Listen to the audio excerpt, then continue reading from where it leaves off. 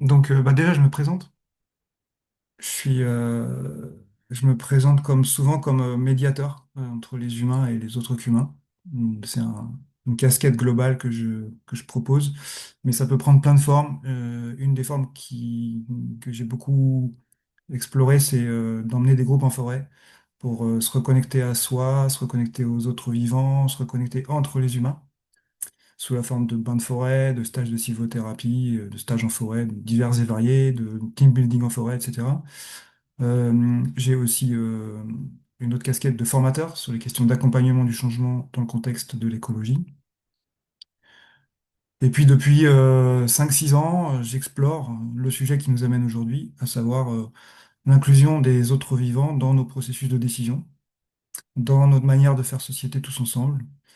Et là, ce qu'on va voir aujourd'hui spécifiquement, c'est dans la gouvernance des organisations. Comment on peut prendre en compte le vivant, les vivants, autres qu'humains, d'une manière ou d'une autre, y compris les générations futures, y compris les milieux. Les vivants, c'est vraiment au sens large, que ce soit dans les entreprises, dans les projets territoriaux, dans les associations, dans les territoires, etc., etc., chez les propriétaires privés, les administrations, etc. Voilà, donc ça, c'est pour moi. Et je voudrais vous proposer en 30 secondes chacun, chacune, parce que quand même vous êtes super nombreux et je vous remercie pour ça, de dire tout ou partie de ce qui est là. Prénom, nom, dans quelle organisation vous êtes et ce que vous y faites, dans quel territoire, votre émotion du moment, soit ce qui vous amène, soit si vous avez envie de dire si vous avez déjà fait une expérience du même genre. Mais comme on n'a pas beaucoup de temps, si on vise de parler en 30 secondes max chacun, ce serait de le faire sous la forme d'un titre d'article. Par exemple, là, j'ai donné un exemple, c'est Atouts et limites de l'introduction des représentants de la rivière dans une concertation. Là, j'ai mis 1 minute 30, 1 minute max par personne, mais ce sera plutôt 30 secondes si vous pouvez. Voilà. On commence qui veut. Micro-parlement cherche future incarnation. Et où il y a un collectif d'habitants qui se pose la question de comment représenter la diversité de tous les vivants du lac. Et je participe aussi à la dynamique du Parlement de l'Isère, puisque je suis basée à Grenoble.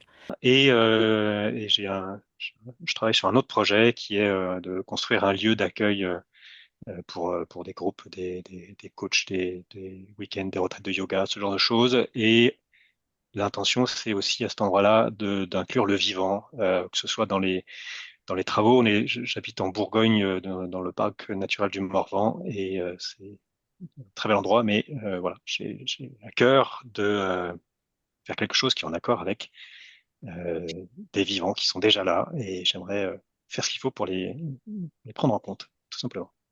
Et je suis celle qui pilote la restructuration de notre gouvernance dans ce collectif. Et j'aurai à cœur de voir comment intégrer le vivant dans notre gouvernance. Et j'ai l'idée d'introduire dans mon sujet de thèse le fait que dans les recherches participatives, on puisse inclure aussi dans la réflexion les non-vivants. Et mon titre d'article, ce serait La forêt, la rivière, quel tiers de confiance pour les représenter? Et l'article, euh, eh ben, je vais parler d'une démarche de concertation dans laquelle on a représenté le Doubs. Enfin là, j'accompagne des listes, par exemple, d'habitants qui veulent se présenter aux élections pour travailler sur ces dimensions-là. Et un titre, comment le silence nous a reconnectés. Quel titre? Ben, j'aimerais savoir comment on peut leur exprimer de la reconnaissance aussi à ces non-humains.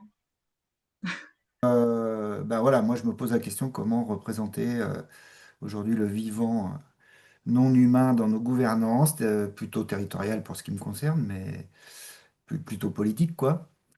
Voilà. Et puis là, je vais me présenter au municipal dans un petit village, puisque j'ai arrêté je vais me mettre à mon compte aussi pour l'accompagnement de collectivités. Mais j'aimerais garder ce fil et voir comment on peut intégrer tout ça à la fois dans ma pratique politique, j'espère si je suis élu, et puis dans la pratique d'accompagnement. Voilà, comment intégrer ça doucement, c'est pas facile. Voilà. Et un titre d'article pour finir, parce que je viens d'en écrire un, là, il n'est pas encore publié, mais du coup, je vous donne son titre, parce que je suis assez fier de ce titre. Et c'est Et si, écoutons la nature, nous apprenions à nous entendre. Ce serait quelle place pour le non-vivant ou la mort dans la gouvernance avec le vivant? Donc, je viens ici avec joie et curiosité, plutôt pour du défrichage et de l'inspiration, et aussi parce que je suis les travaux du Lichen. Et le petit titre, ça serait Faire corps avec le vivant. Et si j'avais un titre, effectivement, c'est comment redevenir responsable,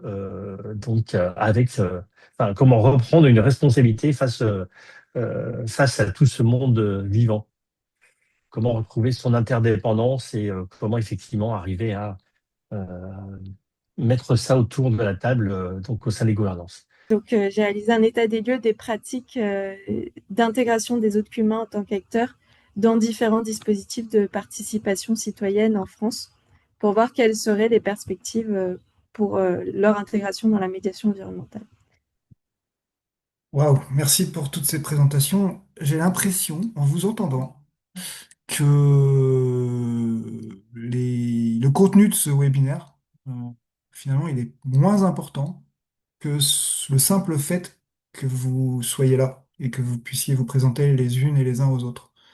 Le fait qu'il y ait des liens qui se tissent là, que chacun, chacune arrive et voit tout ce que les autres font. Waouh, déjà, je trouve que, je sais pas comment vous sentez ça, mais moi, ça me touche déjà de vous entendre par rapport à ça. Alors, on va quand même mettre du contenu, hein, histoire de rajouter une couche. Moi, j'ai envie que vous repartiez de ce webinaire avec déjà ce que je viens de dire. Donc ça, pour moi, le job là, il est fait, parce que c'est grâce à vous et c'est fait. Vous vous êtes manifestés les uns aux autres, c'est comme si on se comptait. Et puis, quand même, que vous ayez des réponses aussi au pourquoi et au comment de cette question-là. Pourquoi intégrer les autres humains dans la gouvernance des organisations? Quelques petits fondements philosophiques rapides. Et je vais sans doute foncer là-dessus. Et puis, si ça vous plaît, on pourra en reparler dans d'autres espaces. Et comment? Le comment, bah, ça va être surtout les intervenantes et les intervenants qui vont y répondre. Euh, et donc là, par rapport à ça, ça va être des témoignages de Jeanne sur la question qu'elle a déjà présentée tout à l'heure, la concertation avec des représentants de la rivière du Doubs. Alors le Doubs, DOUX en Ardèche. Pascal qui présentera la notion de commissaire-interprète dans le contexte du procès du sel. Sève Carrez qui présentera les éco-sciateurs et les projets qui sont autour. Il y aura un tout petit extrait d'un témoignage d'Isabelle Delannoy, donc la fondatrice de l'économie symbiotique et qui a écrit l'économie symbiotique, qui parle de son expérience là-dessus aussi. Donc ça permettra aussi d'avoir le point de vue, comment ça se passe dans la culture entreprise. Parce que les trois premiers témoignages, c'est plutôt dans des contextes de projets de territoire. Et puis Pauline qui va, grâce à sa vision d'ensemble, nous permettra de prendre de la hauteur et fera une synthèse de ce qui aura été présenté. Avant les témoignages et après la théorie, j'aurai à cœur de vous faire vivre aussi, moi, quelque chose, par Zoom, de manière à ce que vous puissiez repartir, pas que avec la tête remplie, mais idéalement aussi pour que vous puissiez repartir en ayant vécu quelque chose de cet ordre-là. Voilà. L'intention finale, c'est que vous repartiez en vous disant que c'est possible et que vous puissiez le faire dans vos propres cercles, bien sûr. Alors, ouais, je vais rentrer là un peu dans la théorie. Pourquoi on ne fait plus ça? C'est-à-dire ce que beaucoup d'humains faisaient spontanément dans d'autres cultures que notre culture moderne occidentale, à savoir prendre en compte le vivant dans les décisions. Il y a le conte iroquois que j'ai raconté en introduction, mais il y a aussi des choses plus réelles, enfin qui existent encore. Toujours en Amérique du Nord, dans certaines cultures, c'est les grands-mères qui prennent les décisions finales, et avant de prendre la décision finale, elles se mettent à la place de la septième génération future pour prendre cette décision finale. Donc il y a ce pas de côté. qui est fait spontanément dans la plupart des cultures humaines. Je peux pas dire toutes, et puis je suis loin d'être un spécialiste, mais dans beaucoup de cultures humaines, c'est fait. Par contre, ce qui est certain, c'est que c'est plus fait depuis plusieurs siècles dans notre culture moderne occidentale, que Philippe Descola, anthropologue, a qualifié de naturaliste, c'est-à-dire une culture où on considère qu'il y a une continuité des corps, c'est-à-dire que par exemple le corps d'un arbre, le corps d'un hanneton et le corps d'un humain, ça fonctionne grosso modo pareil. Il y a de l'ADN, il y a des gènes, il y a des cellules, etc. Par contre, il y a une discontinuité des âmes, c'est-à-dire que, enfin, de l'intériorité, c'est-à-dire que nous, on a une intériorité, mais dans la culture naturaliste, on considère que tous les autres vivants, ils n'ont pas d'intériorité. C'est des machines. Euh, et ça a des conséquences énormes, évidemment. Vous pouvez vous imaginer sur notre rapport au monde, notre rapport au vivant. Le vivant, c'est devenu une carrière, une ressource dans laquelle on peut puiser sans se limiter. Alors que, il y a d'autres façons de faire. Il y a le totémisme où il y a continuité à la fois de l'intériorité et continuité de la physicalité. Il y a l'inverse du naturalisme, qui est l'animisme, où il y a une continuité des âmes, c'est-à-dire qu'il y a une intériorité pour tous les éléments du monde. Même un caillou, une rivière, elle va avoir une âme, ou l'équivalent d'une âme, en tout cas une intériorité. Par contre, ça va être considéré comme très différent sur le plan physique. Et puis, discontinuité de la physicalité et de l'intériorité, c'est l'analogisme, c'est encore autre chose. Et la plupart des cultures humaines sont sur les trois cultures qui sont pas en gras, là, de totémisme, animisme et analogisme. Et il y en a des milliers. Il y a des milliers de façons d'être au monde, mais elles rentrent toutes plus ou moins dans une de ces trois cases ou une hybridation de ces trois cases. Puis il y en a une, et a priori une seule, qui sort du lot, et c'est la culture moderne occidentale qui a envahi à peu près il y a à peu près 7,5 milliards d'humains qui fonctionnent comme ça sur les 8 milliards. Donc c'est quand même bien, ça s'est bien répandu. Mais c'est tout à fait nouveau, tout à fait récent dans l'histoire de l'humanité. Voilà. Et ça a des conséquences énormes. On a évincé non seulement le vivant, mais aussi le sensible. Donc il n'y a plus de place ni pour le vivant, ni pour le sensible dans nos processus, dans nos entreprises, dans tout, quoi, dans la façon de faire de la politique, etc. Euh, Et alors, pourquoi le refaire? Bah, il y a énormément de raisons de refaire. On pourrait imaginer déjà pour une raison tout à fait éthique que si on considère que les vivants, ils ont une vie propre, bah, il faut les prendre en compte, tout court, pour eux-mêmes. Ça, c'est déjà un énorme changement. C'est pas du tout ce qu'on fait. Après, il y a pour nous aussi, on a dépassé les limites planétaires depuis un moment, donc il y a une urgence civilisationnelle à changer de rapport au vivant pour faire un peu plus attention à la manière dont on gère notre petit vaisseau spatial perdu dans l'immensité du cosmos. Et là, ça consiste à réinclure le vivant pour pouvoir le gérer mieux. Mais là, c'est un peu plus anthropocentré. Ça n'empêche pas qu'il faut le faire.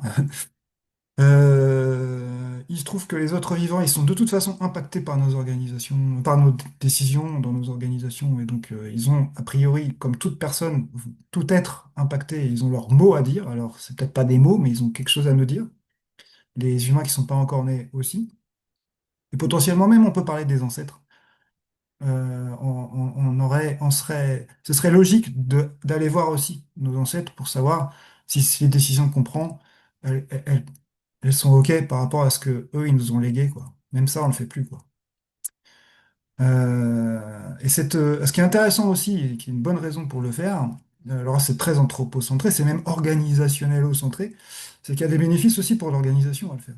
Le fait de faire cet effort perspectiviste, c'est-à-dire se mettre à la place d'eux, ça amène de la nouveauté, ça amène de la créativité. Il y a des fois des nouvelles solutions qui apparaissent, et ça, on a pu le vivre justement, notamment dans le cadre de certaines méthodes du lichen, où des nouvelles solutions sont apparues. Et encore une autre raison, c'est que le fait de faire ça, dans les organisations et dans les institutions, ça normalise quelque chose qui pour aujourd'hui ne l'est clairement pas. Christophe nous disait, il y a des gens qui sont contre, c'est trop nouveau encore pour beaucoup de gens. Mais plus on va être des organisations à le faire, et à toutes les échelles, notamment des institutions, plus ça va déplacer la norme sociale du rapport au vivant. Ça va commencer à envoyer un signal fort à la société que c'est ça qui est normal. Et c'est le fait de ne pas le faire qui est pas normal.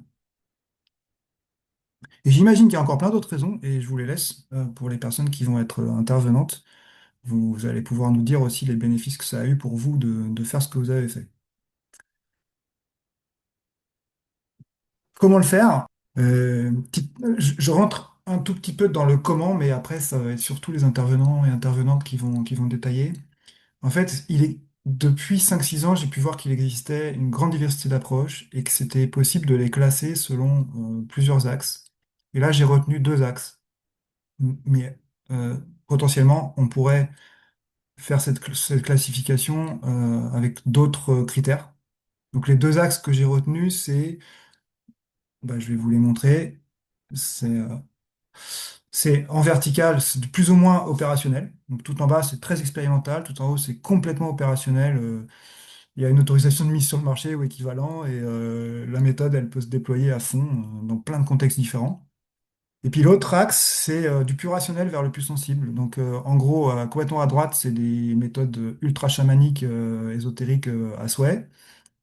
Et complètement à gauche, ça va être des choses très très rationnelles avec de la loi, de la finance, de l'économie, avec des choses qu'on connaît bien dans notre culture anthropocénique, surrationnelle, irrationnellement rationnelle, j'ai envie de dire. Donc là, je me suis permis de prendre une vingtaine d'approches que j'ai rencontrées dans mes recherches ou dans mes expérimentations, et je me suis permis de les positionner sur cette matrice. Pour l'instant, il y a pas le titre de chacune là, mais déjà, ça permet d'avoir le nuage de points. C'est très subjectif. C'est évidemment pas mesurable, donc quelqu'un d'autre qui ferait l'exercice aboutirait sans doute à un nuage de points différent ou très différent. J'assume cette subjectivité. Euh, c'est un mélange en fait, là aussi on est dans le mélange, parce que vouloir classifier, on est complètement dans une approche rationnelle, naturaliste pour le coup, et en même temps le fait de le faire un peu à l'arrache, c'est déjà autre chose. Alors c'est pas à l'arrache, mais ce que je me suis dit, c'est que j'ai placé les points les uns par rapport aux autres. Ce point-là, il va là parce que celui-là, il est là. Or, j'ai l'impression que cette méthode ou cette approche, elle est quand même un peu plus comme ci ou un peu plus comme ça par rapport à l'autre. Donc c'est par rapport à. Il y a en plus de ça une légende. En vert, c'est les approches qui concernent plutôt des projets de territoire. En rouge, plutôt des projets d'entreprise. Comme vous voyez, il y en a moins. Il n'y en a pas zéro, mais il y en a moins. Et puis en bleu, c'est soit les deux en même temps, ça arrive, soit c'est autre chose. Par exemple, une université comme Lyon 1, je l'ai mis en bleu. Et donc là, après, si on regarde qu'est-ce que c'est que tous ces points, on les a là. Alors, j'ai pas tout mis. Certaines personnes ici présentes pourraient se retrouver frustrées parce que elles auraient espéré y voir leurs propres points. J'ai pas tout mis, il y en a déjà beaucoup. Alors, on a quand même ici celui qui a lancé le fait de consulter les esprits de la nature dans la charte du parc naturel régional des Bauges. Donc, merci Jean-Luc d'être là, c'est formidable. On a quelques-uns d'entre vous qui sont à l'origine de ces points-là quand même. On a Pascal Ferren qui a co-lancé le Parlement de Loire. Vous voyez dans le cadran en bas à gauche. Je l'ai mis là parce qu'il me semble que c'est encore un peu expérimental et c'est beaucoup des discours. Il y a eu quelques expérimentations dehors, mais c'était surtout en salle à parler. Donc c'était plutôt vers la gauche dans ce projet-là. Et, et puis voilà, bon, alors je vous les détaille pas tous, ça prendrait trop de temps. Vous pourrez reconsulter ça, je le mettrai en libre service après le webinaire. Ce que je peux vous dire, c'est que les choses les plus à droite sur l'axe du sensible sont souvent expérimentales. Comme vous pouvez voir, là, il y a comme un triangle vide dans l'opérationnel. Il n'y a rien de très sensible et très opérationnel. Et c'est logique, on n'y est pas encore. La plupart des méthodes, elles se cherchent encore, hein. En tout cas, les méthodes qui embarquent beaucoup de sensibles. Et pareil, on a un triangle vide aussi de l'autre côté. Alors ça, je sais pas d'où il vient, mais en tout cas, je le constate. Peut-être que vous avez des hypothèses. Les approches très orientées droit, comme avec Wild Legal par exemple, pour moi c'est quand même du très très rationnel, très juridique. Donc il n'y a pas beaucoup de place pour le sensible dans ces endroits-là pour l'instant. Mais ça se marierait bien avec en plus une approche sensible. Par exemple, ce que fait Wild Legal, c'est de réfléchir à des personnes qui vont pouvoir porter la voix des rivières, par exemple. Donc ça va s'adosser à quelque chose de très rationnel, mais il y aura peut-être autre chose. Euh, Ce que fait Norcis, par exemple, ici, j'imagine que vous avez entendu beaucoup parler de Norcis parce qu'ils font un buzz pas possible. Une entreprise d'informatique qui, depuis un an et quelques, a dans son conseil d'administration un représentant de la nature avec un droit de veto. Je l'ai quand même mis très très à gauche parce que pour les avoir entendus, écoutés, avoir lu leurs rapports et tout, c'est très très très naturaliste comme approche. C'est basé sur le plus possible des faits, la théorie du donut, les 9 limites planétaires. Il n'y a pas du tout de place pour le sensible, pour les ressentis, pour les émotions, pour la corporéité. Pour l'instant, il n'y en a pas du tout. Mais c'est très très bien qu'il y en ait là. Voilà. Ce que je constate aussi, et j'ai envie de vous inviter à faire ce constat-là, c'est que chaque cadran est bien rempli. Et c'est peut-être ça qui compte. D'ailleurs, si on regarde ces cadrans, regardons de plus près ces cadrans, on pourrait leur donner un nom. On voit qui apparaît là. Et en fait, quelque part, moi j'avais envie de leur donner ces noms-là. Alors là aussi, c'est moi, hein. Vous pourriez leur donner un autre nom. Bienvenue à votre créativité. C'est purement expérimental là aussi comme approche. Mais j'ai l'impression que c'est des ontologies, des rapports au monde très différents selon les quatre cadrans. Évidemment, tout en haut à droite, on a le souhaité, la future ère géologique souhaitée par Glenn Albrecht, qui est le Symbiocène, qui est la suite de l'Anthropocène. Où là, on aurait, alors j'ai mis une petite définition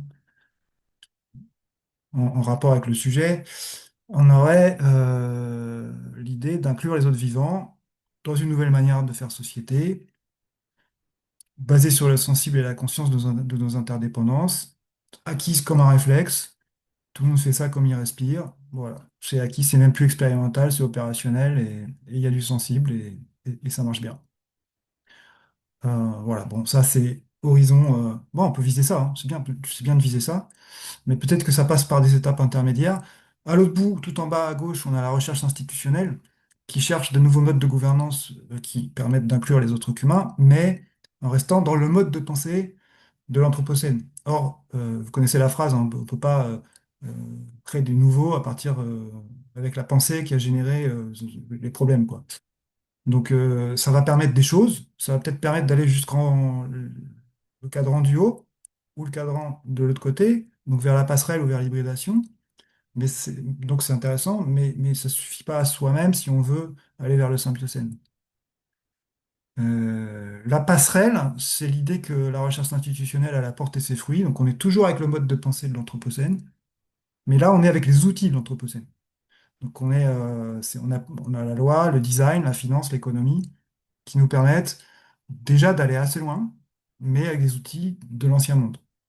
Donc pareil, il y aura forcément une barrière à un moment.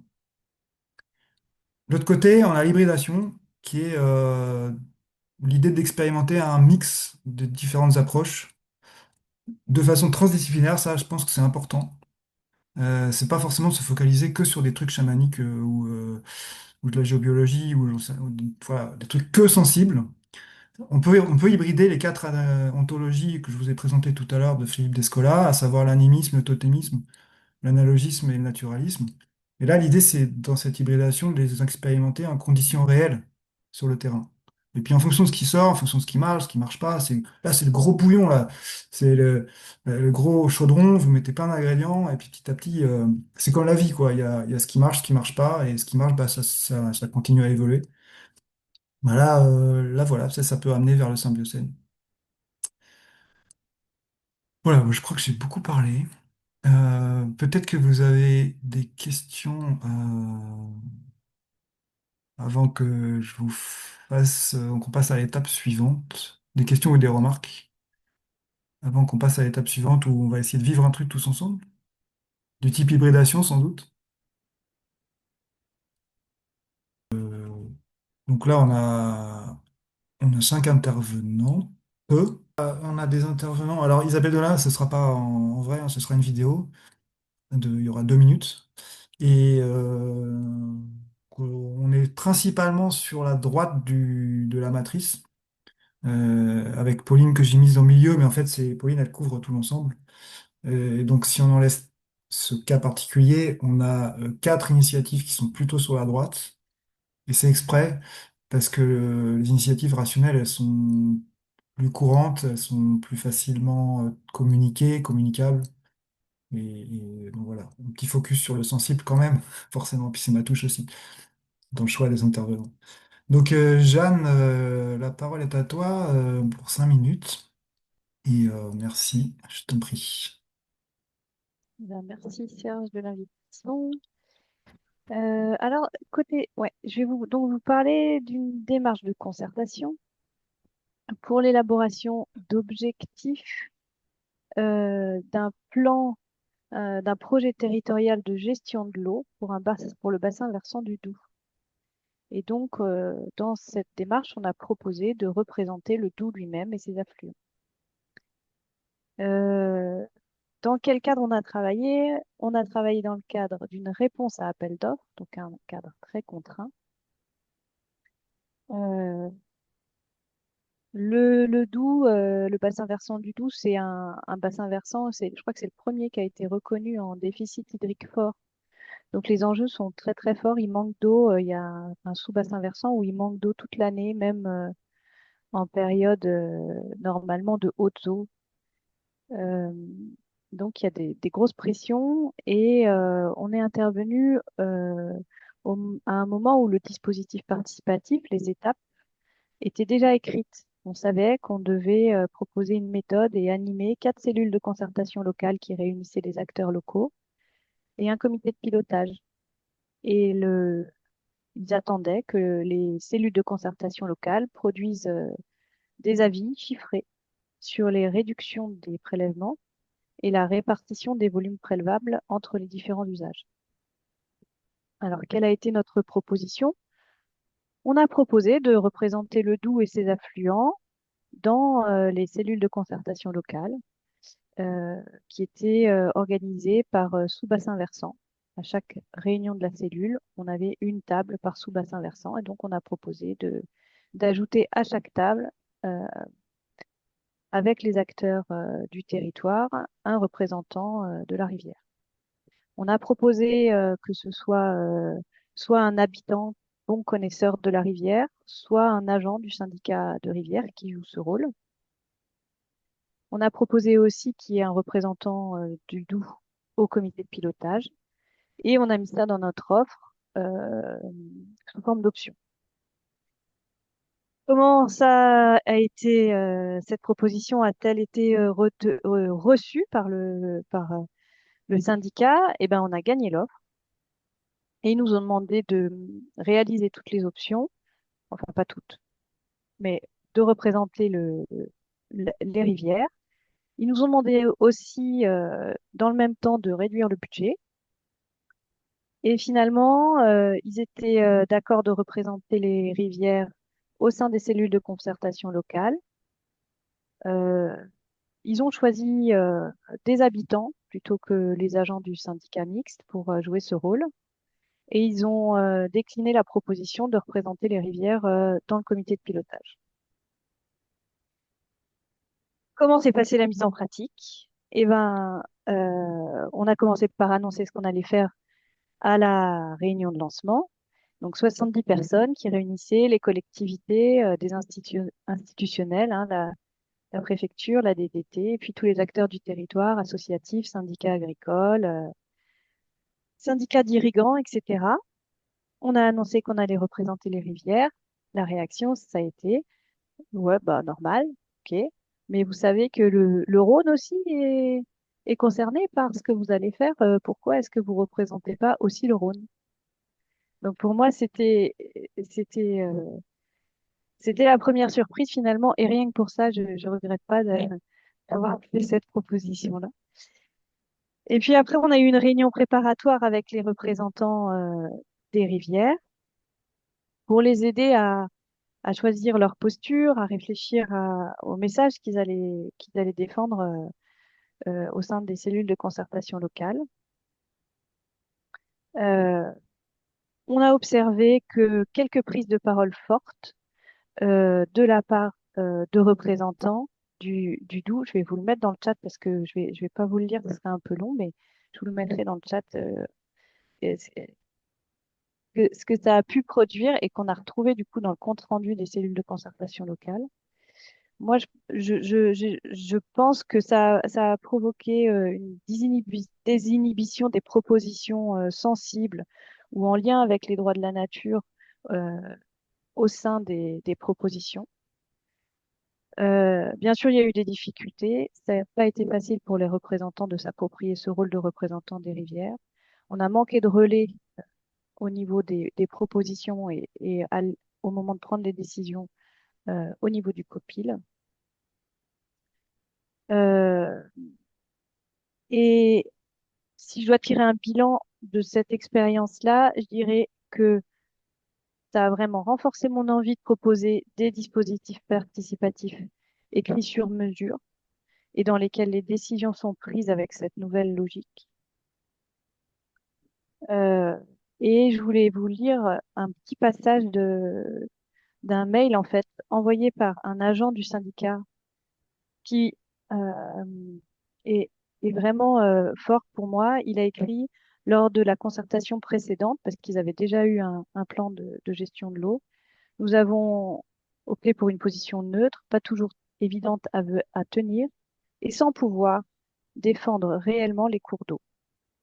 Ce qui est très frustrant car c'est notre rôle de tous les jours.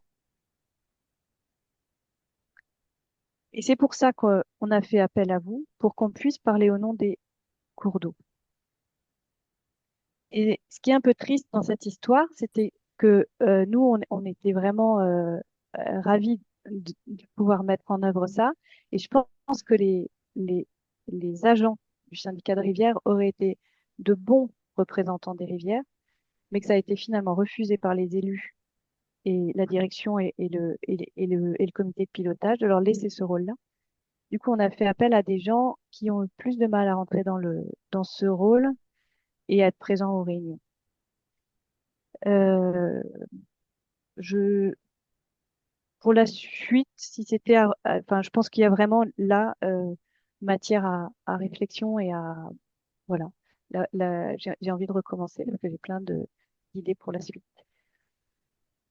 Et je vous mets dans le chat le petit témoignage d'un représentant. Ah, le témoignage, en fait, c'est ce que un représentant de la rivière nous a écrit sur son post-it.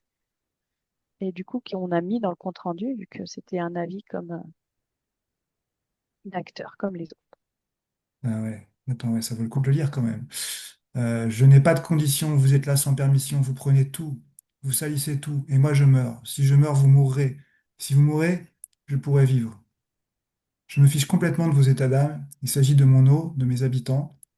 Vous n'avez pas le droit d'y porter atteinte. Cela ne vous appartient pas. Ouais, c'est. Merci. Voilà. Ouais, on a eu quelques passages rigolos dans les comptes rendus de Merci. cellules. J'ai juste envie de nourrir ton histoire avec un mot, enfin, une phrase qui est Hey, vous avez oublié de rajouter le. Il faudrait rajouter le Rhône. Et je trouve ça assez inspirant. Merci. Ouais. Si vous avez des questions ou des réponses, on peut prendre 1 ou 2 minutes avant de passer à Pascal. Mais il garde plus parce qu'après, Pascal, il va beaucoup m'en vouloir. Ben, pour avoir été dans des processus de révision de charte, de concertation et en tant qu'agente de syndicat mixte d'un parc de Cama, d'un parc naturel régional, je comprends tout à fait la position des agents et la frustration qu'on peut avoir parfois et combien cette méthodologie pourrait aider à faire passer justement d'autres messages en passant par le sensible aussi, l'empathie envers les autres que vivants. Et donc voilà, ça me touche le témoignage de ces agents.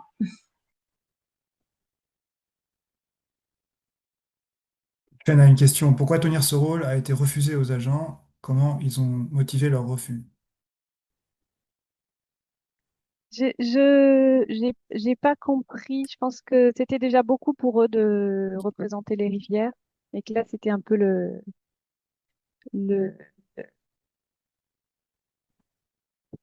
oui, ils ont pas osé y aller, je pense. Hmm. On avait un tel rythme, en fait, dans ce dispositif, euh, qu'ils n'ont pas eu le temps d'argumenter non plus. Ok, merci. On va passer à Pascal. Peut-être qu'il va y avoir des liens qui vont se faire entre son intervention et la tienne, Jeanne, ou peut-être que ce sera Séverine. On verra. Pascal, c'est à toi pour 5 minutes. Ouais, merci. Effectivement, très beau projet. C'est un peu ce qu'on essaye de faire nous aussi, c'est-à-dire faire rentrer des outils expérimentaux de concertation du vivant dans les modèles comment dire, courants de la concertation. Bon, malheureusement, la concertation elle-même avec les usagers humains, elle n'est pas déjà très courante. Donc, et elle est pas en grande forme sur les volumes prélevables. Je pense qu'on en sait quelque chose. Donc voilà, il y a un sacré défi à cet endroit-là. Et d'ailleurs, moi, je me demande si la constatation des éléments vivants autres qu'humains n'est pas une manière justement de revivifier en fait la concertation et le débat public quand on voit l'état dans lequel il est, notamment sur la question des volumes prélevables, entre notamment écologie et agriculture. Si je me mets à faire des parenthèses, je ne vais pas y arriver. Donc, moi, je voulais vous parler des commissaires interprètes de la nature. En tout cas, on avait dit que c'est de ça dont on parlait. Donc, moi, j'ai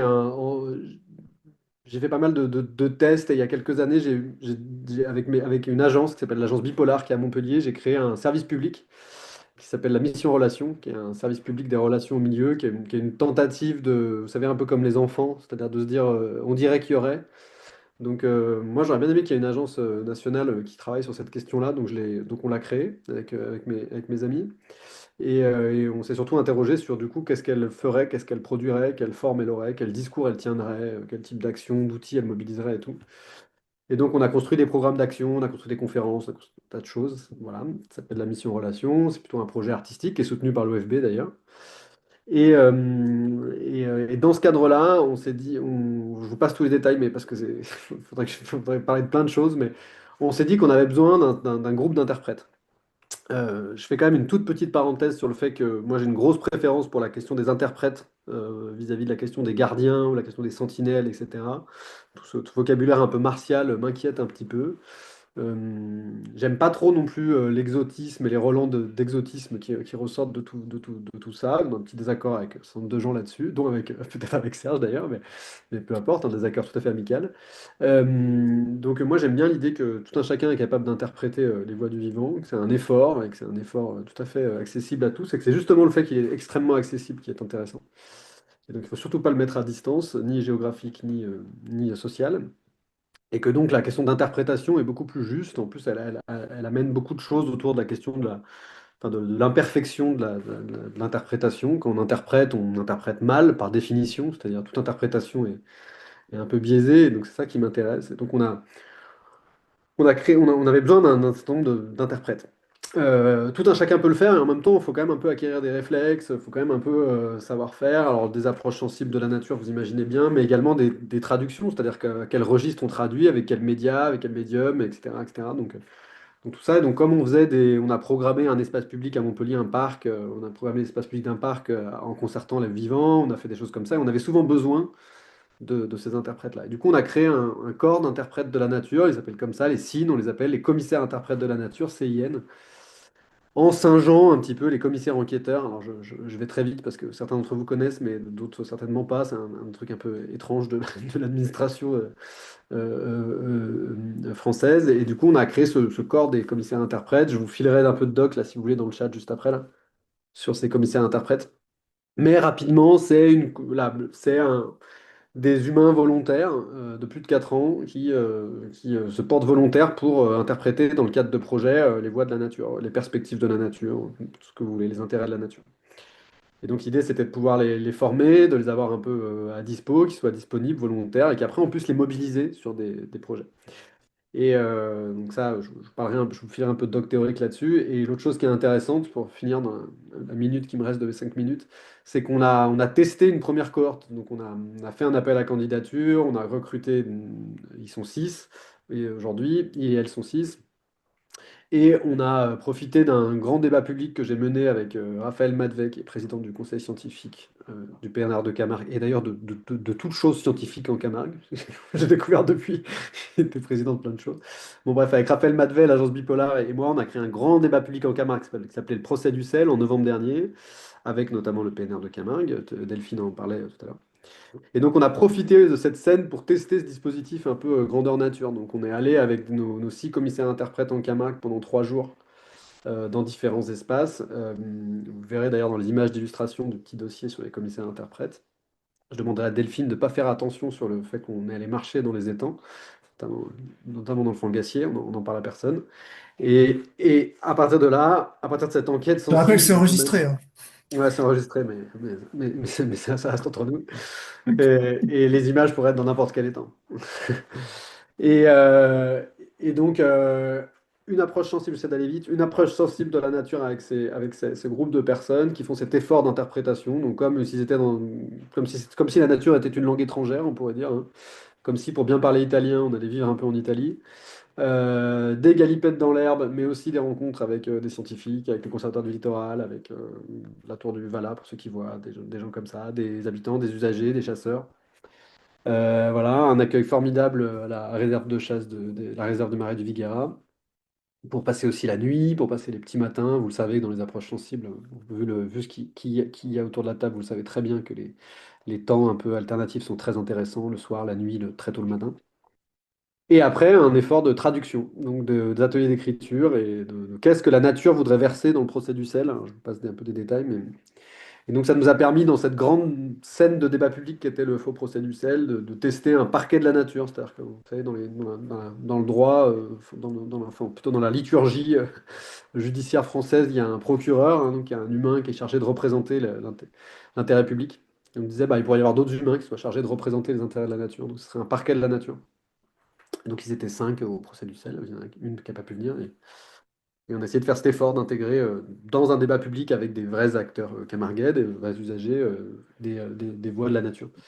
Et juste pour finir, un mot très rapide. Pour analyser cette expérience, ce serait très compliqué. On est en train de le faire. Il y a tout un protocole scientifique d'analyse. Il y a eu des questionnaires. Il y a 800 questionnaires qui sont en train d'être analysés sur ce que ça a fait aux gens et tout et tout.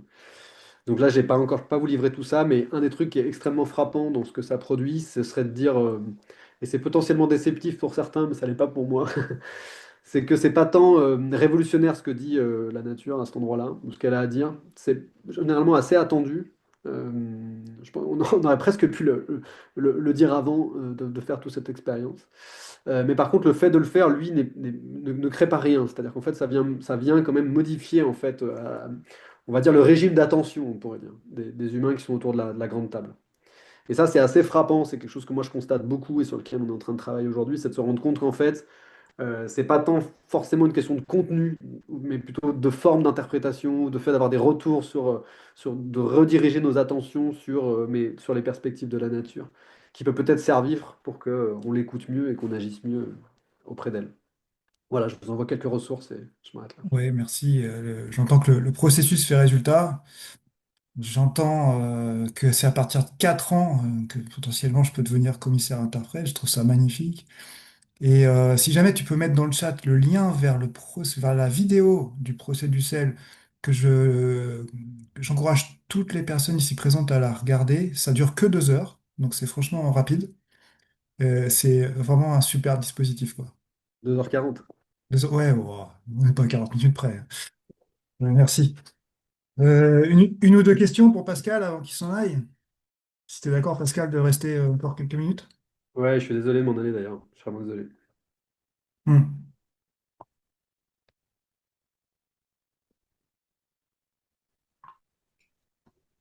Bah, allez, une question alors, Pascal. Est-ce que, et je dois encore regarder les 2h40 que sont dans ma. Je veux le faire, il faut que je prenne le temps. Euh, c'est une question classique, mais quel profil tu as eu dans les 6 interprètes? Déjà que des femmes, si je comprends bien. Est-ce que tu avais une forme populaire du coup d'interprète? Est-ce que c'était des personnes que tu connaissais? Voilà, la première cohorte, ouais, il y a 2 hommes et 5 femmes, je crois. Ils sont 7 en fait.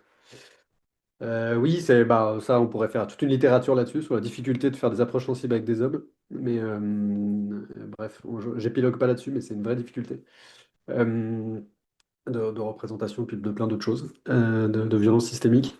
Mais il y a sur le profil, là, sur la première cohorte, on les a plutôt sélectionnés, on va dire, par leur capacité à traduire. C'est plutôt là-dessus qu'on s'est concentré. Mais à terme, on pourrait faire beaucoup plus de choses. Sur l'expérience d'avant, là, que tu rassemblé l'aise, je ne fais pas de détails, mais là, on avait fait beaucoup plus d'efforts de représentation sociale. On avait là, pour le coup, des enfants, on avait 3 enfants, etc., etc. Là, comme on savait aussi qu'on avait le procès du sel, on a plutôt été sur le confort de la traduction. Donc, une danseuse, une violoncelliste, on a envie de tester ces pratiques-là, une doula. Voilà, des gens qui avaient des profils un peu différents aussi de rapport au monde. Et idéalement, c'est un peu ça. D'ailleurs, j'en avais parlé avec Serge. Bon, je ne suis pas allé au bout de cette idée-là, mais lui, il aime bien. Vous l'avez vu, les classements. Donc, je me suis dit, il est peut-être très réceptif à ces questions-là. Mais j'aimerais bien qu'on les sélectionne aussi sur une espèce comment dire, de type d'interprétation de la nature, quoi. C'est-à-dire de plus ou moins rationnel, plus ou moins sensible, pour reprendre ce que disait Serge tout à l'heure. Ça, idéalement, ça serait assez intéressant. C'est-à-dire qu'à la fois leur registre de connexion à la nature et leur capacité de traduction, quoi. Voilà. Mm. Mais pour l'instant, on est plutôt dans un dispositif expérimental, en tout cas sur la première cohorte, où on n'a pas fait un travail de panélisation très, très précise. Qu'il faudrait faire si on voulait le généraliser. Je suis d'accord. Ok. Et alors, attends, il y avait Sèvres qui avait cherché à te parler avant Pauline. Je vais prendre qu'une question entre vous deux, mettez-vous d'accord? Non, bah, je vais laisser Pauline, du coup, parce que je vais parler après, moi. Ouais, ça marche. Moi, c'est juste un commentaire. En fait, il s'avère que j'étais en Camargue le jour du procès du sel. J'ai voulu aller assister au procès du sel à Arles et je suis arrivée un peu en retard. Et c'était ça le comble. Enfin, il y avait vraiment beaucoup, beaucoup de monde. Donc voilà, je me demandais, mais comment vous avez fait pour faire connaître cet événement et faire en sorte qu'il y ait autant de monde, quoi. Parce que c'était une grande salle de ce que j'ai compris et il n'y avait plus de place. Ouais, il y avait 450 personnes, ouais. Ouais, ouais, c'était un gros machin. Bah, c'était un peu le défi qu'on nous avait filé. Vous avez dit, est-ce que vous êtes capable de réunir des acteurs camarguais qui sont assez souvent en conflit quand même? Les conflits sont, enfin, Delphine le sait bien, sont assez vifs. Et que c'est à la fois de les réunir et en même temps avec du public, c'est-à-dire dans un contexte. Parce qu'on ne dit pas exactement la même chose dans un bureau ou dans un copil au frais que devant 450 personnes dans un palais des congrès. Et donc c'est ça le débat public, hein. Et c'est ça l'intérêt d'avoir des scènes publiques en fait. Et la coordination rurale, ils ont bien compris ça, qu'il fallait des scènes publiques. Ils les maîtrisent très bien. Et donc faut en créer d'autres. Et enfin, en créer d'autres. Ouais, merci. Ou la créer avec eux, j'en sais rien, mais voilà. Donc oui, oui, il y a un gros effort de communication et de rassemblement. Je pourrais t'expliquer comment, mais ce serait long ici. Merci Pascal. On va passer à Séverine. Et puis bah, Pascal, tu peux rester bien sûr si tu le souhaites, comme tu peux. Donc je me fais pas hurler dessus par mes collègues, je reste. Ah bah génial, génial. Super. Donc Séverine, à ton tour, 5 minutes, plus 2 minutes de questions-réponses. Ouais. Bon, bah déjà, merci beaucoup pour cette communauté que tu crées là, entre nous, et puis le partage de ce qu'on vient de voir, ça va permettre de rebondir. Donc moi, comme je l'expliquais, je viens du milieu du droit et des complexités que les procédures imposent. Et en France, on n'a pas d'outils qui permettent d'entendre la nature, si ce n'est ces études d'impact environnemental qui sont très bloquantes parce qu'on ne peut pas vraiment exprimer, ni même les enquêtes publiques, etc. Et donc, moi, j'avais appris le droit de l'environnement en Nouvelle-Zélande, donc avec un double regard à la fois de la common law et puis de la culture un peu maori. Et j'avais pas d'outils en rentrant en France pour faire ma thèse, de permettre à l'environnement, biodiversité, enfin ces mots un peu techniques, d'exprimer vraiment ce qu'il y avait dans nos territoires. Donc, à la fin de ma thèse, j'ai eu besoin de confronter au niveau international le fait qu'on pouvait faire différemment. Et du coup, voilà, quand on va un petit peu sur tous les... Enfin, je suis allée sur les 5 continents, c'était un peu la période Covid, donc j'ai pu faire des entretiens avec des habitants du monde pour confronter nos visions, nos visions de la nature et de ce qu'on peut en exprimer. Et c'est de là qu'est né l'Institut international pour la négociation écologique, donc qui permet d'avoir les regards du monde pour exprimer les choses différemment. Et puis après, il y a ce côté comment mettre ça en place dans les territoires, en France, dans le cadre dans lequel on est. Et pour faire ça, en fait, on a besoin de créer de nouvelles instances de dialogue. Donc, c'est des espaces. Donc, c'est l'ENI, nouvelle instance de dialogue. C'est des espaces de dialogue qu'on va créer. Donc, moi, je me suis formée à la médiation. J'ai rencontré la médiation à ce moment-là. Et la médiation, quand on est médiateur, on pratique un cadre de dialogue qui est sécurisant pour les personnes qu'on met en dialogue. Donc, on a des outils pour être confronté au conflit, les histoires de conflit, et puis des outils pour permettre aussi de travailler toute cette intelligence collective. Et donc, on a constitué des premiers, des premiers là, en fait, avec les élections et puis ces grands mouvements, et puis ce grand mouvement par rapport au dialogue humain-non humain. C'était l'occasion de mettre en place ces premiers travaux, en fait, un peu hors du cadre, et donc, on l'a fait avec notamment vers chez moi, j'habite dans la Sarthe. Dans la Sarthe, c'est le milieu rural. Dans le milieu rural, on a des sujets autour du bourg, de la campagne et de la forêt. On a les sujets par rapport à tout ce qui va concerner nature, biodiversité et humain, non humain. Et en fait, j'ai fait un mémoire aussi sur l'identité territoriale et l'intégration des humains, non humains. Et tout ce que ça veut dire, en fait, vivant, non vivant, parce qu'on parle aussi vivant, non vivant. Et dedans, en effet, j'intègre les générations futures, les légendes, le patrimoine, ce que dit le patrimoine, les circulations, les mouvements, ce qu'on appelle voilà, les mouvements du territoire, la migration, etc. Et en fait, ces espaces de dialogue, ces nouvelles instances de dialogue, ça permet d'enlever les casquettes, de travailler sur l'humilité. Donc, on devient humain, on n'est plus élu ou président de ceci, ou enfin voilà, on redevient humain et on se repose des questions différemment. Et le fait de travailler, c'est Pascal qui le disait, quand on n'est plus quand on est dehors en fait, et qu'on n'est pas enfermé dans une salle, déjà nos réflexes vitaux sont en alerte, donc on n'a pas on n'a pas les mêmes approches, on n'a pas la même manière de dialoguer. Par exemple, un exemple concret d'une problématique autour d'une porcherie, où ça fait du bruit, où ça dérange, c'est quelque chose qui dérange. Le fait de prendre les différents acteurs et puis d'aller à côté et puis de voir vivre, d'entendre vivre, va faire que l'approche va être différente. Enfin, c'est pas à vous que je vais dire ça, puisque vous êtes tous sensibilisés à cette question-là.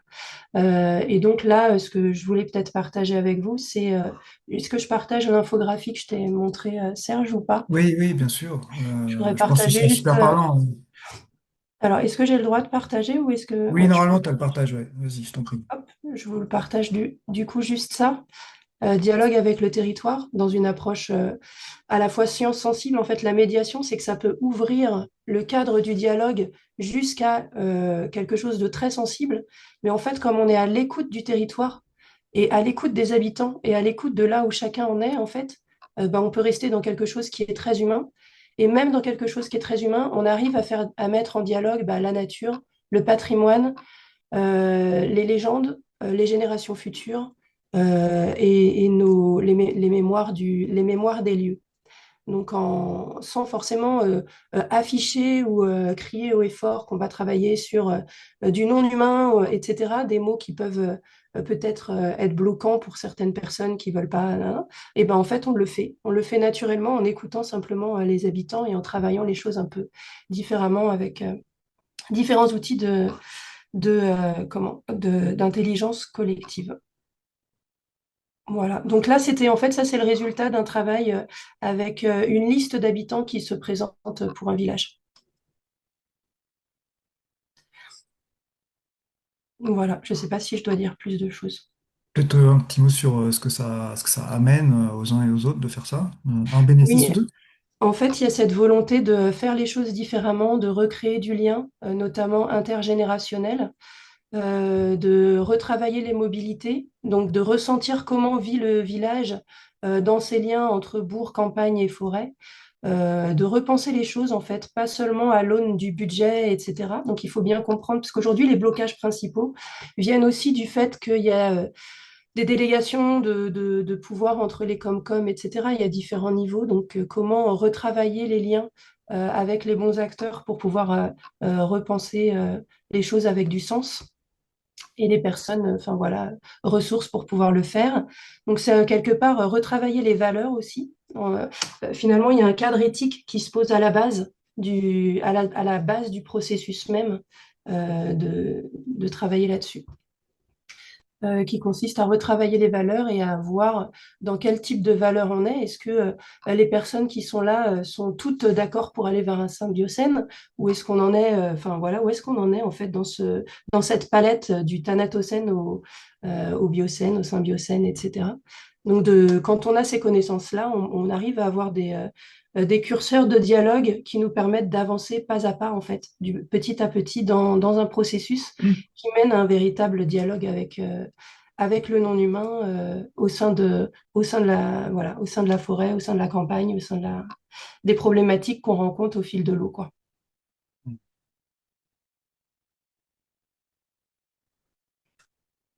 Ouais, merci Séverine. Effectivement, tu parlais de valeurs. Moi, je parle donc aujourd'hui beaucoup de responsabilité, c'est-à-dire donc comment est-ce qu'on amène donc les acteurs à retrouver donc déjà donc une certaine souveraineté d'agir, et comment est-ce qu'on les amène à un moment donné à retrouver cette position responsable avec les vivants. Moi, je m'appuie beaucoup sur l'écologie transpersonnelle de Warwick Fox. Je ne sais pas si vous connaissez. J'ai découvert ce gars-là, et donc c'est un Australien. Il a publié un livre qui est super bien, mais qui est en anglais. C'est pas encore traduit en français. Mais voilà, donc donc il y a vraiment cette notion donc d'arriver à une écologie transpersonnelle, donc c'est-à-dire donc une psychologie de l'écologie. Voilà, je pourrais même envoyer quelque chose sur la matière, mais voilà, pour moi, ce sont des pistes pour savoir comment, dans ces projets, reconnecter effectivement les humains donc aux vivants, et retrouver cette interdépendance. Je l'ai dit. Merci beaucoup. J'ai mis la thèse, donc la thèse c'était sur la négociation écologique, donc c'est une thèse en droit qui est peut-être un petit peu technique, et on ne parle pas encore vraiment du dialogue humain-non humain, c'est plutôt les blocages par rapport aux études d'impact environnemental. Et j'ai mis mon mémoire de DU de médiation, où là pour le coup on ouvre le cadre de la médiation au dialogue humain-non humain, et je donne quelques outils en fait de méthodologie dans ce mémoire-là. Et je voulais dire que j'aimais beaucoup l'expérimentation de Pascal Ferren, parce qu'en fait, quand on travaille en fait, je travaille au développement d'un nouveau métier, entre guillemets, qui s'appelle les éco-siateurs, donc dans le cadre d'une éco-médiation. Et en fait, on en est arrivé à cette question-là, c'est-à-dire que pour moi, tu vois, quand j'ai repris tout à l'heure le mot perspectivisme, c'est qu'on ne prend la place de personne et on ne parle à la place de personne. On a nos sensibilités propres. Et comme vous dites, Christophe, en fait, c'est de reprendre responsabilité par rapport à nous-mêmes et par rapport à ce qu'on fait et là où on en est. Donc chacun a sa place. Pour retrouver sa place, faut travailler l'humilité. Et dans un dialogue collectif, c'est pas toujours évident, donc on a besoin d'un cadre hyper sécurisant.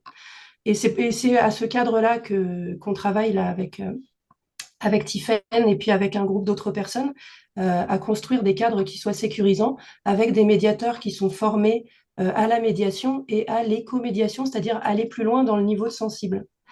Et pour aller plus loin dans le niveau de sensible et tous les jeux de traduction, c'est exactement ce que vous avez fait là, Pascal, c'est d'aller chercher des personnes locales qui ont déjà cette sensibilité et ces connaissances. Et en plus, localement, on a aussi énormément d'experts, en fait. On a déjà des bureaux d'études d'ingénierie écologique. J'ai fait ma thèse d'ailleurs avec un bureau d'études d'ingénierie écologique. Donc en fait, on a déjà les connaissances scientifiques, on a des connaissances sensibles, on a des enfants qui jouent, qui observent et qui savent. Et je trouve ça hyper important, aussi le message de Laurence qui disait qu'on n'entend plus les enfants rire. En fait, on n'entend plus les enfants. Moi, j'en ai 4, donc je les entends en permanence. Mais c'est un peu comme les oiseaux, que dans l'expérimentation de Pascal et dans ce qui s'est passé en fait depuis le début, on a un peu tous les éléments pour réussir à construire quelque chose qui peut avoir une place même au niveau légal, parce que la médiation, quand on est médiateur, on peut à la fin de la médiation créer un accord de médiation qui fait foi entre les personnes qui ont signé. Et pour moi, ici, il y a le lieu de création de nouveaux pactes, par exemple, de nouveaux pactes, chartes, etc., sur lesquels on peut travailler. Donc voilà, c'est ce Super. Merci qu'on Séverine. fait. Excuse-moi, Serge, d'avoir été trop long. Alors, on va ouais. En fait, c'est génial. On a déjà de la matière pour les prochains webinaires, notamment sur prendre la place d'eux ou se mettre à la place d'eux. Est-ce que c'est la même chose? Est-ce que c'est pas la même chose? Il y a pas mal de possibilités de creuser. Je vous passe très rapidement la vidéo de. Enfin, c'est vraiment, c'est pendant 1 minute, hein, une vidéo d'Isabelle Delannoy.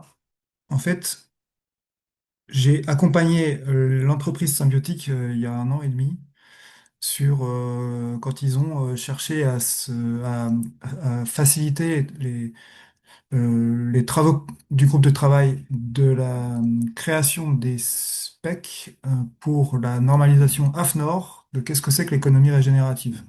Donc il y a un certain nombre d'acteurs de l'économie régénérative qui se sont mis ensemble autour d'une table et qui ont cherché à pondre de futures spécifications pour dire c'est quoi la norme AFNOR de l'économie régénérative. Et dans ce contexte-là, dans ce travail-là, ils ont cherché à inclure les autres cumas.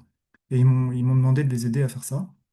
Et c'est le témoignage d'Isabelle lors de la conférence d'introduction des rencontres de l'économie régénérative à Lyon le 7 novembre dernier. Alors, je fais un partage d'écran. Donc, c'était une conférence où il y avait Isabelle Delannoy, mais aussi Arthur Keller, Olivier Armand, Gaël Giraud. Voilà, et elle a fait le mot de la fin.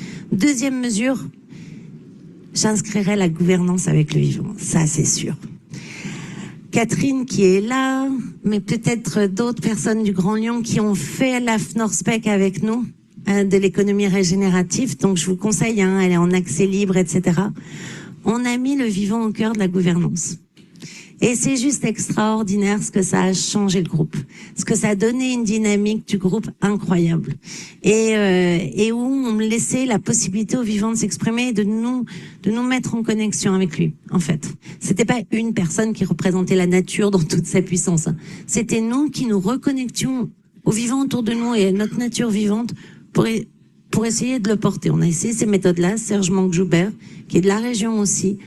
Entre les arbres. Et franchement, tout le monde l'a dit, ça a changé la dynamique du groupe. Et vraiment, c'est quelque chose qui nous fait prendre des décisions autrement. Merci Isabelle. Alors, je sais que Gaël... Voilà, c'était histoire d'avoir quand même un témoignage entreprise aussi, enfin de culture entreprise, même si c'est des entreprises qui à leur tour accompagnent les territoires. Mais c'est quand même des cultures différentes, et même là, ça bouge. Et même là, il y a du sensible qui s'invite. Et puis c'est un exemple, mais j'en connais quand même aussi beaucoup d'autres. Voilà, Pauline, dans le temps Non, imparti. juste pour info, j'ai glissé euh, un, un article sur l'écologie transpersonnelle de Virginie Fox, Ok, justement, merci. qui reprend ces éléments de responsabilité pour Séverine, avec qui j'aimerais beaucoup Ok, discuter Christophe. à l'occasion. Merci beaucoup. Merci. Pauline, dans le temps imparti, c'est à toi. Qu'est-ce que, Oui, quelle, je quelle- vais quelle- faire quelle synthèse tu court. fais avec tout ça et avec ton propre recul? Oui, merci Serge pour cet espace et merci beaucoup pour tous vos partages. Euh, Moi, ce que je voulais dire un peu voilà, de ce que j'ai pu voir, enfin, de ce que j'ai pu entendre de vos partages et aussi des entretiens que j'ai pu faire pendant mon mémoire, où en fait, j'ai rencontré des personnes qui ont porté les initiatives, notamment certaines qu'a présentées Serge dans son diagramme. C'est cette difficulté enfin, de savoir où est-ce qu'on met notre curseur entre aller vers une expérience sensible et aller vers quelque chose de plus rationnel ou de plus opérationnel et plus expérimental, que je trouve qui ressortait dans le témoignage de Jeanne. Au début, voilà, on présente l'intégration des autres humains comme option, puis on voit là où ce que dit finalement le commanditaire qui accepte, mais ils ne vont pas dans l'espace de décision.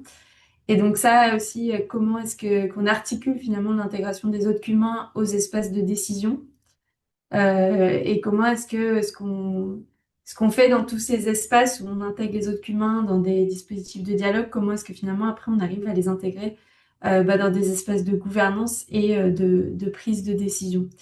Et ça, c'est toujours, je trouve, voilà, concrètement, on a vu quelques expériences ici. Mais voilà, on est toujours aussi en recherche de prise de recul par rapport à ces initiatives qui sont récentes et émergentes. Donc, on n'a pas non plus assez de recul pour voir qu'est-ce que concrètement ça produit. Et Et voilà, ce qui a été dit, c'est aussi que ça crée quelque chose entre humains, ça change, comme le disait Isabelle Delannoy, ça change la dynamique du groupe. Ça a été dit aussi dans cet espace-là. Et voilà, donc ce que disait Séverine, que il faut le faire avec humilité et chaque personne est différente. Chacun peut se reconnecter au sensible, mais aussi, je pense, en tant que praticien, praticienne de dispositifs participatifs de dialogue entre humains et avec les autres humains, c'est important de savoir nous-mêmes jusqu'à où est-ce qu'on est prêt à aller et être sensible aussi à nos propres sensibilités et savoir qu'on arrive chacun avec nos différences personnelles et on ne fera pas la même chose, on ne proposera pas les mêmes dispositifs et c'est OK, et c'est très riche justement cette diversité. Voilà, merci. Ouais, merci pour cette conclusion. Je vous parle juste de la suite possible. Donc ça, c'est toujours le partage. Euh, c'est si vous avez envie d'aller plus loin sur tout ça, c'est possible de faire plein de choses. Déjà, vous pouvez découvrir un certain nombre des approches qui sont dans la matrice, surtout celles qui sont sur la droite de la matrice, donc plutôt des approches sensibles, en regardant les revues du week-end. Ces deux revues sont accessibles notamment sur le site d'Entre les Arbres, on peut les télécharger. Il y a beaucoup, beaucoup de choses là-dedans. Et non seulement vous pouvez les découvrir, mais surtout après, vous pouvez vous les approprier, les tester, les adapter. Et puis, évidemment, je suis aussi là avec Entre les Arbres, moi et beaucoup d'autres personnes ici présentes. On est là pour vous accompagner sur des mises en place d'approches ou de la formation, ou du coaching, la- ou même carrément la facilitation des approches en elles-mêmes. C'est-à-dire que les approches qui nécessitent d'être un peu formé pour les faire, bah, en attendant d'être formé, je peux déjà vous les faire pour vous, auprès de vos collaborateurs, collaboratrices, ou interlocuteurs, interlocutrices.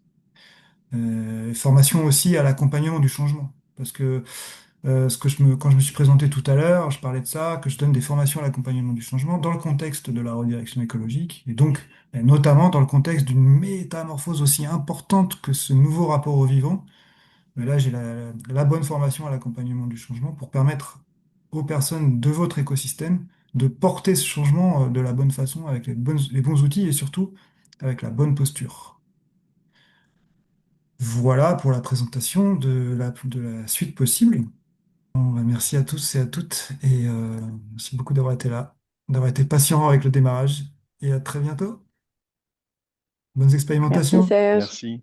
À Au revoir. Au revoir, bientôt. merci. Au Avec le revoir. micro, c'est mieux. Merci, bonne journée, à bientôt.